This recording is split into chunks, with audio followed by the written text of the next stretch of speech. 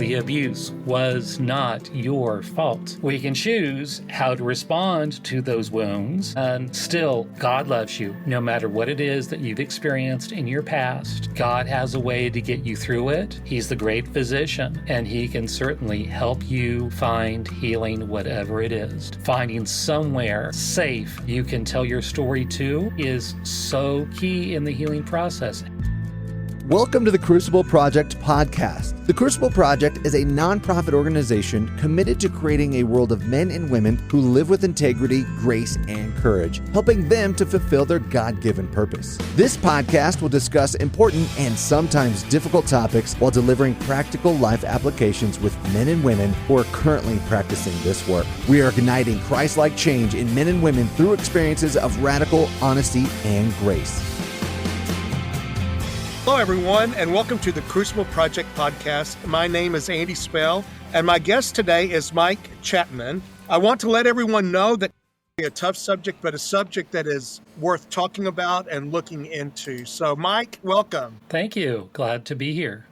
Mike, if you would, please, just as we begin, tell us a little bit about yourself, what you do, and what you're about. Well, I'm Mike Chapman. I'm a certified recovery life coach. I work with both husbandmaterial.com, which is a web-based ministry for men overcoming pornography addiction, sexual brokenness issues.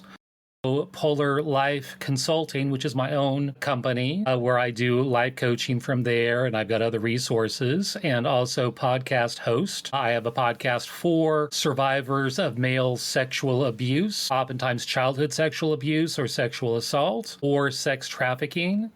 Talk about those issues, and then I also interview male survivors of both child sexual abuse and sex trafficking, giving them a platform to tell their stories, some anonymously. And I'm also a lived experienced expert in the anti-trafficking movement, because that's part of my story as well. And so I'm helping with all the research and legislation and so forth. And I'm part of a speakers bureau of trafficking survivors, where we share our stories and share the information, all this new research coming forward on how pervasive it is in society. And it's one of those very much hidden things that are right there in front of us that people don't even realize how pervasive it is. When you hear the word trafficking, you think overseas, it happens over there. No, it happens here in the U.S., where the buyers and the sellers and victims are all U.S. citizens, all levels of society. So I'm now helping in those anti-trafficking efforts as well. Man, thank you so much. And when I hear the word trafficking, I almost always assume female. Right. And that's why I use the term buyers and sellers instead of the traditional words of pimps and johns, because you automatically have the idea that it's males who are buyers and sellers and it's the females who are the victims and survivors. But no, all can be either male or female. It's actually very common and easily overlooked for females to be buyers and sellers and males to be the victims. Wow, man, that's fascinating. And we're going to get to some of that just a little bit later. But I know that you also attended a Crucible Initiation Weekend. I certainly did. And so would you please tell me where you did your weekend and what led you to doing the weekend? Well, that was in Colorado, I believe about a month or so ago. I'm in leadership, like I said, with Husband Material, and we made that at Roy Wooten's invitation, our leader retreat. We decided to take part in a Crucible weekend and see what nuggets we might be able to learn from that. There was 10 of us who attended and learned a lot. So going into it, what did you want for yourself? I know to build leadership, but what did you want, Mike, for you? I've been to similar weekends before and just trying to get a deeper level of healing. That was very helpful for me, for sure. It definitely helped further me along in my healing journey. And one of the things that we want to talk about today, and I think is so important for especially the men that are listening. I know it can be for the men and women that would be listening to this podcast, but especially for the men. Can you tell us a little bit about your story and what led you to doing all the things that you do in healing men around their sexuality, around abuse, and around trafficking? I was sexually abused by my father from basically toddler age till age 5, then was trafficked by him to other men at different exploitation events where it's lots of men and lots of little boys. That was between the ages of 5 and 8. And that particular group, they want 8 and under. And so I aged out, and then he divorced my mom and went on his way. And then I was just a wounded mess. However, I blocked out all those memories. Right. The abuse I did not remember till age 30, and I'm 60 now. So all this happened back in the 70s, early 70s. So pre-internet. It wasn't until 2019. By that time, I had 2 kids. They were off to college, so we became empty nesters. And when you get through that stage of life, there's a lot of introspection because you actually have time to deal with your stuff. And sure enough, God said, now you have time to deal with your stuff. And really got led to go deeper into healing. I had touched on it off and on over the years, especially after at age 30, having those repressed memories come forward. 2019, I was able to find a therapist who dealt with trauma, PTSD, and helped me go through that.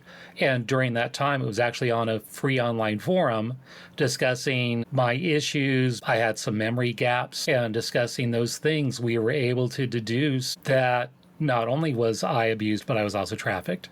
And that's when the trafficking memories came forward, confirmed with the therapy. That kind of unlocked the vault where all those secrets were kept.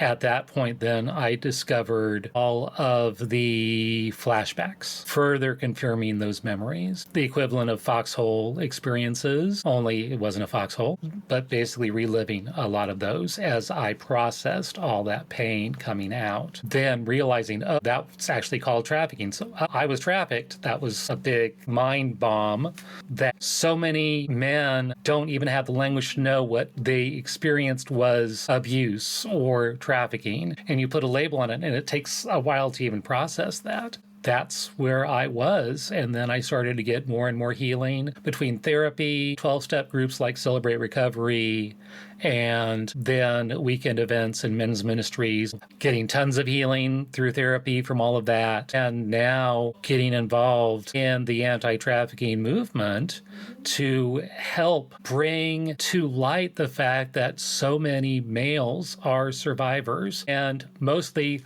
they think, oh, male survivors, oh, that's probably like LGBTQ teens who come out and either and get kicked out of the house. And so they're prostituting themselves to make money. That's the stereotype of in USA trafficking. But that's not my story at all. Right. That is not my story, that I was sedated to the point, from what I understand, not 100% asleep, but enough where it's mind control. So you're kind of zombie state, then they can do whatever they want to do because you're in that state. So what is it about trauma like this? Women do it too, but we're talking about men. That they can lock it away, and it can be so far back that they may even think if they have a slight memory about it, it can still be locked away and they felt like it's dealt with, over with, gone, they're good, they've moved forward. What is it that happens within our brains? Well, men tend to, it's like the old card catalog. They've got little drawers with little boxes, and you put everything away and you store it away. That's how men organize it in men's brains. And I guess women's brains are more like spider webs where everything's kind of interconnected. For male brains, yeah, we tend to put things in boxes and shelves and lock things away. But from trauma, how it's explained to me, it's like you have a big glass marble, and you take that marble and you go out on concrete and you throw it as hard as you can on that concrete. That marble's not going to break, but you pick it up and it is shattered. And you can see all those fractures inside of that clear glass marble. That marble experienced trauma. And that's what happens when our brains experience trauma. When it's severe, you go into that high cortisol, fight, flight, freeze, fawn. There's actually 8 Fs, last I heard, in there. One of them's fracture, like that marble, is another F. to keep you alive, the brain has to say, we can't process that or we will die. As an alternative, I'm going to take that memory, lock it away. And a lot of people will say out-of-body experiences when traumatic events happen. Yeah. That's what happens. Your brain, how God designed our brain, is to lock those traumas away so we can continue to survive. And then when we're at a point where we can process that trauma, it will come out. It doesn't go away. Right. It just gets locked up until we're in a safe spot, and then you can deal with it. And I say it's like a vault, but it's a leaky vault. Like the pornography addiction I was in, it was so weird because it had nothing to do with what my father did to me, the specific acts that he did. It was all other stuff, and it made no sense to me. But then I uncovered the trafficking and all that pornography I was interested in. Oh, and actually by the time I uncovered the trafficking, I was free from pornography. It's been over 6 years now. But now it made sense why I was putting those particular words in the search bar, that it all had to do with the abuse I experienced during the trafficking. But it's that vault, but it was a leaky vault, and it informed those decisions of what I would search for, oftentimes reenacting or retelling the story or doing the opposite of the story to try to resolve those broken hidden memories in my brain. Oftentimes, it is a wound from your childhood that you're trying to recreate. And they say men are not addicted from porn. It's the boys, the wounded boys inside of us who get addicted to pornography. And then literally, because of pornography, I mean, average age of exposure, I think is like 8 or 9 in the US, which is just ridiculous. Yes. But it's so rampant. That's how you deal with the pornography addiction. You heal the boy and the man can appear. Absolutely. Absolutely. It's interesting to me that I had abuse in my past. And I remember going to a person, lovely man. It was in the 70s. I told him about it. He said, man, I'm so sorry that happened to you, but don't ever tell that to anybody again. And so I told my story a couple of times, but very small parts of it. But in 2018, when my first grandson was born, and I still cannot explain it to anybody, and I don't know if it was just the safest time in my brain. I don't know still. Man, I had a mental break, and all those memories came flooding back. And it was finally time that my soul said, you've got to deal with this. But man, how old was your grandson at this time? He was just born, first grandson, but depression and all kinds of just pain. And I took about 6 months before I finally decided to step into it. Those 6 months were very dark because my brain is like, I could not figure out what was going on and why at that moment and why it was tied to then. It was strange. And then I did work and I started seeing a therapist and we started doing work. But man, that 6 months almost disappeared for me. Right. And they say, chase your pain and you will find your healing. Yeah. And that's exactly what you did, that you realized there's this pain. What's going on? Let me look into it. And that's another thing with husband material. I'm going to keep plugging them, that you approach this stuff with curiosity and compassion. So why am I feeling this way? What's behind this? Not, oh my gosh, I'm such an horrible person because I'm dealing with all this stuff. Right. I'm so horrible. I'm full of sin. I'm full of realizing, and not try to shame and blame, but say, wait, something's going on.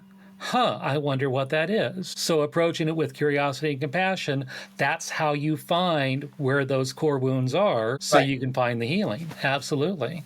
So how do you help a man? And I think part of mine was my church background. And man, I shouldn't be, these things shouldn't have been a part of my life. Shame, embarrassment, the man that it happened with, I remember him telling me it was my fault. I wanted it. Right. If I told anybody, everybody would leave.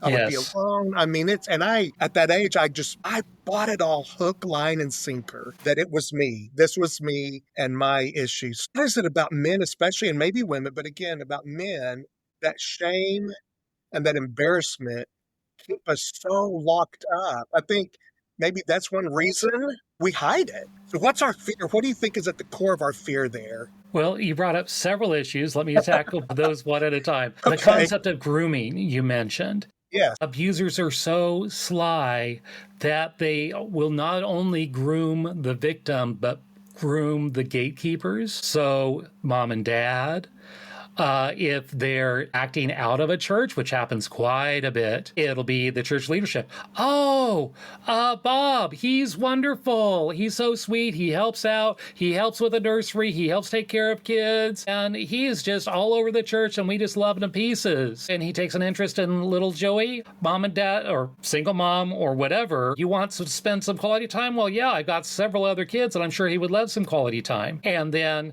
kid comes back, I don't want to go there. Well, why not? I don't like, it's not comfortable. Kids will disclose, and that's another thing with disclosure, will disclose in little tiny nuggets, little chunks, not the whole story. So they groom the gatekeepers so that even if the child does come forward and disclose, he won't be believed. Right. And you groom the child to believe, especially boys, because boys have a physiological response to touch. Yes. So you touch certain areas, and we have physical reactions to that. And if you're anyone over the age of 10, 11, 12, you know what those responses are. They will use that and say, oh, see, your body's reacting. That means you like it. That means you're asking for it. And they will use that to help convince the victim that they are a part of it, which is why boys don't come forward and don't tell, because they don't even realize they know something icky happened, but they don't necessarily know how to label that as that was abuse. Mm-hmm. That was a power differential. You were underage. Children cannot consent to sex. Their brains are not developed to be able to understand what consent even means. None of that, even when your body responded physically, none of that was your fault. They asked perpetrators who didn't necessarily have a gender preference. It's any child, but they would go for boys over girls because boys don't tell, because of homophobia, the stigma. Then you mentioned how to heal. If you've heard of ACEs, Adverse Childhood Experiences, it's a huge study done by the Centers for Disease Control in Atlanta and Kaiser Permanente. I think it was based out of San Diego. I interviewed dozens of middle-class families and see if any of them had adverse experiences in childhood, and there was a questionnaire of 10 things, just the most common things that someone might have. It's not every single trauma, but then follow them for a period of time to see what the instance was, and even interviewed them about past things, how many of these questions they answered yes to, and correlate that to out-of-wedlock pregnancies, suicide attempts, physiological changes or diseases like liver issues, lung issues, and so forth. Huge percentage from even with like 3 or 4 of these traumatic childhood experiences, like divorce, not just necessarily sexual abuse, that's one of them, but divorce, or a parent's put in prison, or you move, or there's several different things on there that are traumatic. Someone asked a researcher on that ACEs study, okay, I came up with like 9 or 10. What do I do to mitigate that so I'm not dying at an early age? And he said the most effective way to mitigate the high number of traumatic experiences is autobiographical journaling, otherwise known as telling your story. Right. Whether that's via podcast like we're doing now, or writing it down in a book, or putting it on a website. I offer a forum both in husband material, and then I've got a little chat room as well that I operate for survivors. And there's other groups as well where you can come on anonymous, share your story, and you get it out. You get it out of your head. And especially with other survivors who get it, and they can offer that feedback. Like they explained, oh, that weird memory I have? Yeah, dude, that was trafficking. Yeah. Right. It's yeah. like, really? Oh, and yeah, you probably have PTSD. What does that look like? And they give me a list of symptoms. I'm going, oh, well, that's me. Oh, crap. Okay, maybe I do have PTSD. Maybe I need a therapist who deals with that. So, you can get that feedback. You get it out of your head, out of your heart, and into another person. A burden shared is a burden halved is one expression I've heard. Yeah. So you share your story however you can, in safe ways, not announce to the world all the horrible things that experienced, but find safe places to do it. And it's so healing to have someone hear your story and not shun you. And then all that shun, all that information, that guilt, that shame gets so released because you're sharing it and you're not being shunned. And it's so healing. That's how you heal. Mike, that was my experience. I finally, he was born in January, finally in July, there's a Crucible brother. We got through with our group and I was like, man, would you stay around for just a few minutes? And he goes, sure, what's going on? And I just told him my story. And he was like, man, okay, yeah, dude, I love you. But this, and this. And he'd be like, I get it. I love you.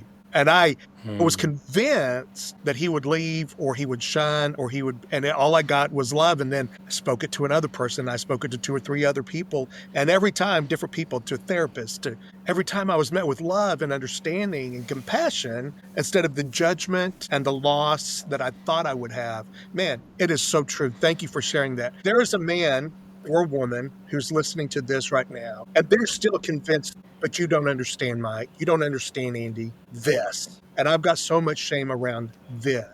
You know, everybody else can be okay, but I still don't know that I'll be okay or I'll be heard or I'll be understood.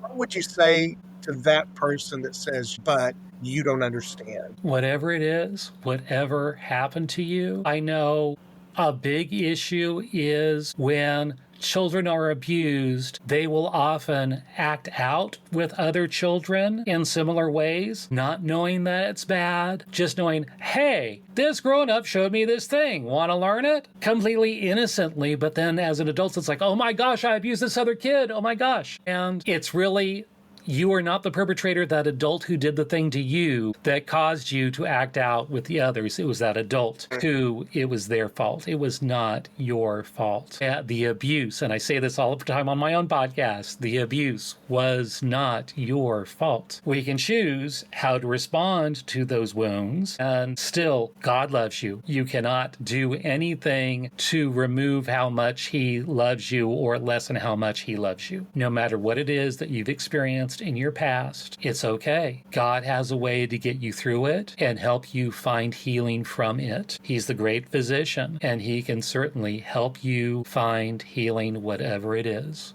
Yeah. And finding someone that's safe that you can tell your story to, that is so key in the healing process. Absolutely. I'm more than willing to hear it. You can come on my own website, polarlifeconsulting.com, free 30-minute consults. I've got free options, and then plus I do coaching as well. If you want to go more in depth into your own issues, I would love to make time for you, but there's lots of other resources out there as well. Wow, thank you. Yeah, and on our weekends, on our Crucible weekends, I've seen men begin the healing process. Right. And it's amazing to me how much sexual brokenness there is in men in our society. And it's probably been around forever. I think we're finally talking about it and taking it out of the shadows and making it okay to talk about. So if you're listening to this, I would encourage you to come on a Crucible weekend. I encourage you to get a therapist. But also, Mike, I again would love for you to just spell out here towards the end of this conversation what all you offer that would be given to a man or a woman, but especially a man, I think, is who you deal with. Yeah, I solely work with males. With men. Yes. Yeah. So how can they reach you? I want them to hear it one more time and they can get it down. Yes. Certainly. And another thing that you mentioned before I do that, the CDC in Atlanta, for girls, they believe that 1 in 4 females are sexually abused or assaulted before the age of 18 in the U.S. For males, I would think 1 in 1,000, 1 in 100, it's 1 in 6. As to some estimates, probably 1 in 5. Again, boys don't tell. Right. So 1 in 6 males are sexually abused or assaulted in the U.S. before the age of 18. 1 in 6. So go men's group. Count off. 1, 2, 3, 4. Up. There's 1, 1, 1, 1, 1. Yeah.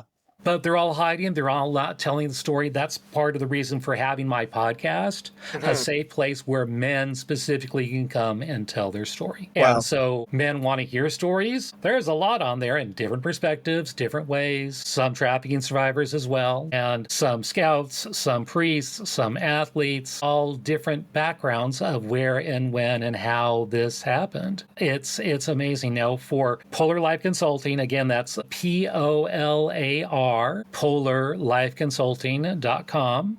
And my full story is on there. Information on my podcast, which my story is on there a lot too, and all those other men that I interview. Then I also offer the forum. It's actually, we call it a fellowship within Husband Material, smaller group fellowship within their online community. The specifically for survivors of abuse and assault, male survivors, within Husband Material. And we also have a chat room that I run outside of Husband Material. And all of the information for all of that, how to sign up, how to learn more, and how to set up that 30-minute consult or schedule sessions with me for coaching where we can go even more in depth. Often we'll use, there's a book called Secret Shame by Dr. Douglas Carpenter, who's also in Husband Material Leadership, and also was there on the weekend with me at Crucible Project. It's a book and workbook, and it's wonderful catalyst for discussion, and it brings up so many places all over the place where you don't even realize that these woundings are affecting you in your everyday life. It just helps to narrow those things down, and we discussed that. I'm also a brain spotting provider, which is a method we use for inner healing of the mind, renewing of the mind, as Scripture says. Right on. And it's a great way to do that. And there's so much brain science out there now, finding ways that we can heal from trauma, and that's a method that non-therapists can use. There's just so much information, and I've worked with a lot of men, and there's been a lot of healing. Man, that is fantastic. I love that you guys came on a Crucible weekend.